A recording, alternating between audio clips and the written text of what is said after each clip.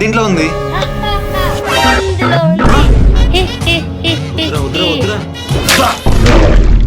దొరుకుతావురా ఏదో ఒక రోజు.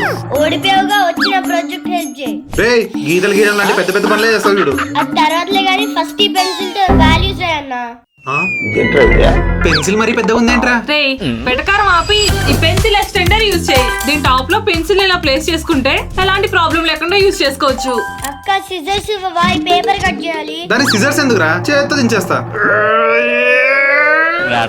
బాహుబలి అది చేత్తో చిరగదు, ఎందుకంటే ఇది హై డ్యూరబుల్ పేపర్.